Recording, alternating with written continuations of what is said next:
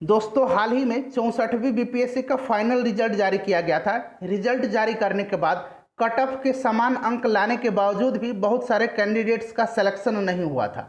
साथ ही साथ cut off से अधिक अंक प्राप्त करने वाले बहुत सारे ऐसे भी अभ्यर्थी थे जिनका सिलेक्शन नहीं हुआ था। ये जो मुद्दा था काफ़ी संगीन मुद्दा था और प्रश्न का जो है विषय बना हुआ था। आखिरकार बीपीएससी आयोग ने इस पर अपनी चुप्पी तोड़ी है और ऑफिशियल नोटिफिकेशन जारी किया है।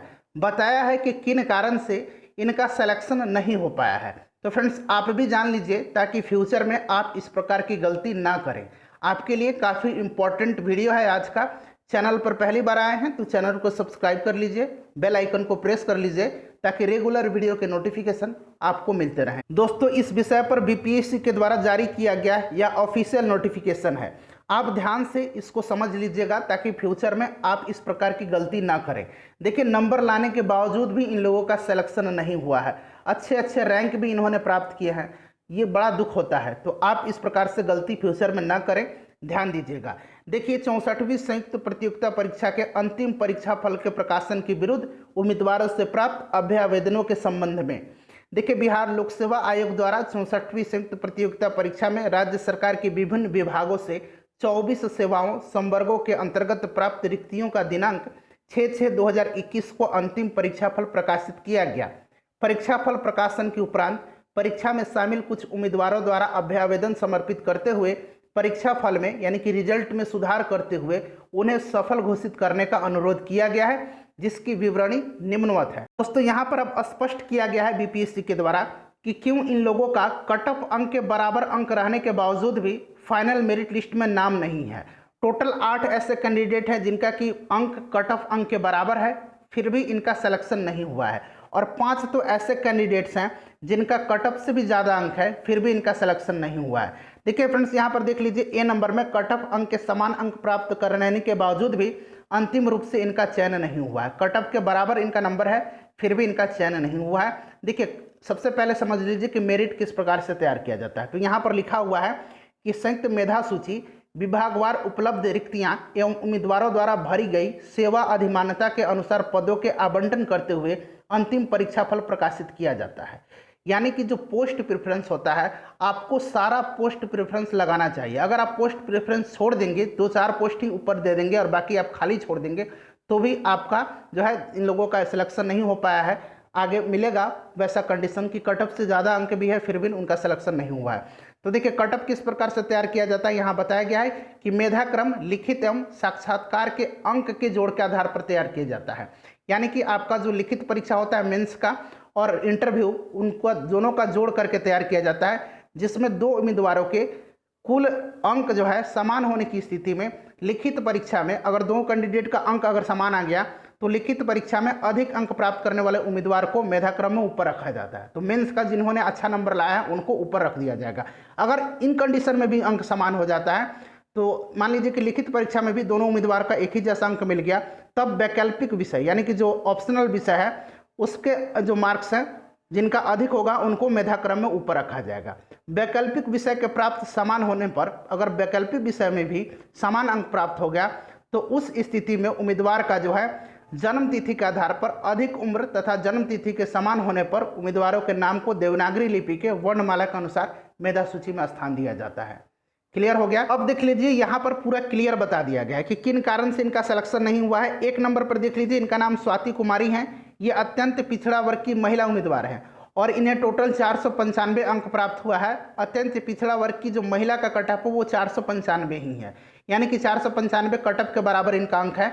और यहाँ पर देख लीजिए इनका जो मेरिट दिया गया है मेधा क्रमांक ये 2327 है, और इसी कैटेगरी में इनके बराबर यानी कि कट ऑफ अंक के बराबर जो है जिनका चयन हुआ है उनका जो मेधा क्रमांक है वो 2323 है। अब देखिए इनका सिलेक्शन इसलिए नहीं हुआ है और इन्हीं के बराबर जो अंक लाए हैं उनका सिलेक्शन हो गया। यहाँ पर कारण बताया गया है कि उन्हें लिखित परीक्षा में सुश्री स्वाति कुमारी से अधिक अंक प्राप्त हुआ है।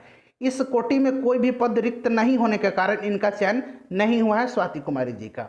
स्पष्ट हो गया कि किन कारण से इनका सिलेक्शन नहीं हुआ है। दूसरे नंबर पर देखिए राकेश कुमार जी हैं।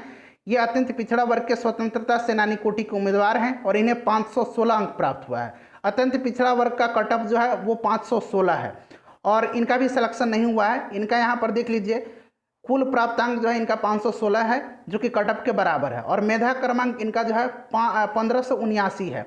और इसी कोटि में समान अंक पर चयन जिनका हुआ है उनका जो मेधा क्रमांक है वो 1569 है। इनसे थोड़ा सा ज़्यादा है, 10 जो है नंबर ज़्यादा है मेधा क्रमांक का। और देखिए उन्हें लिखित परीक्षा में राकेश कुमार जी से अधिक अंक प्राप्त हुआ है, और इस कोटि में कोई भी पद खाली नहीं रहने के कारण इनका चयन नहीं हुआ है।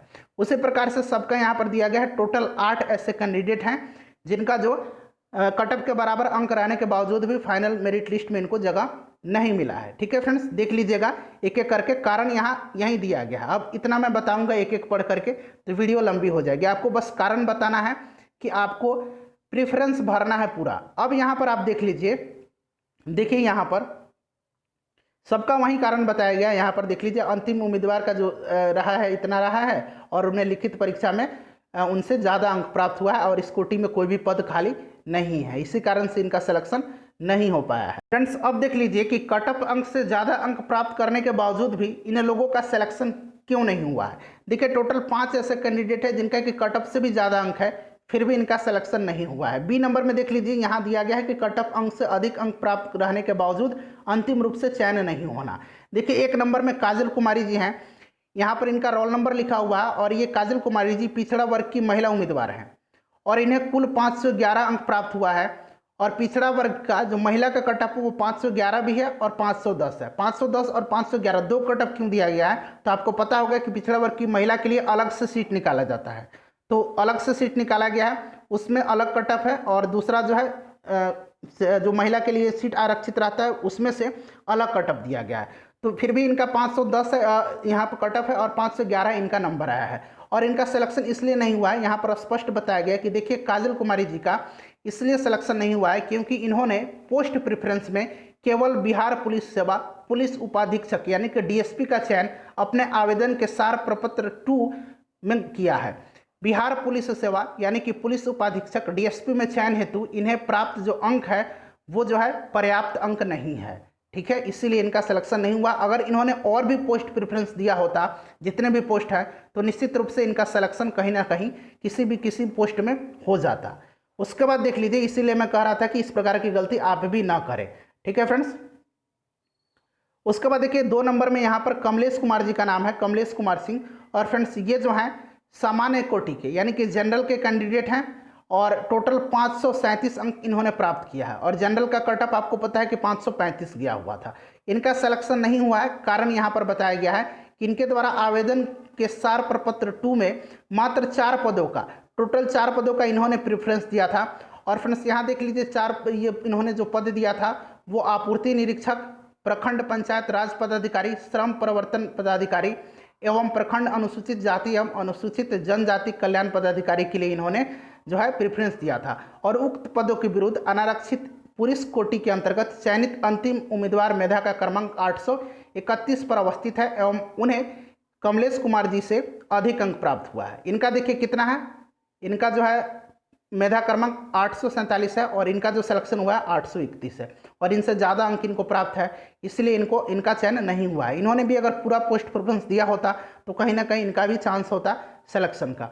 उसी प्रकार से यहाँ देख लीजिए कुमारी आंचल, ये जो है अनुसूचित जाति की कैटेगरी में आती हैं, और 515 इनका टोटल नंबर प्राप्त हुआ था, जबकि कट ऑफ गया था 473। ठीक है फ्रेंड्स, उसके बाद यहाँ पर देख लीजिए पिछड़े वर्गों की महिला का कट ऑफ अंक 510 है, और इनके द्वारा अनुरोध किया गया है कि अंतिम रूप से इन्हें भी सफल घोषित किया जाए। अब देखिए, अब यहाँ पर देख लीजिए फ्रेंड्स इनका क्यों नहीं सिलेक्शन हुआ है, तो यहाँ पर दिया गया उक्त पदों के अंतर्गत अनुसूचित जाति की महिला कोटि एवं पिछड़े वर्गों की महिला कोटि के लिए चयनित अंतिम उम्मीदवार को सुश्री कुमारी से, इनका नाम जो है आंचल कुमारी से ज़्यादा अंक प्राप्त है, इसीलिए इनका भी सिलेक्शन नहीं हुआ। और इन्होंने कितने प्रेफरेंस दिए थे, यहाँ पर लिखा हुआ है कि केवल 16 पदों के लिए इन्होंने जो है आवेदन प्रपत्र में अपना जो है प्रेफरेंस भरा था।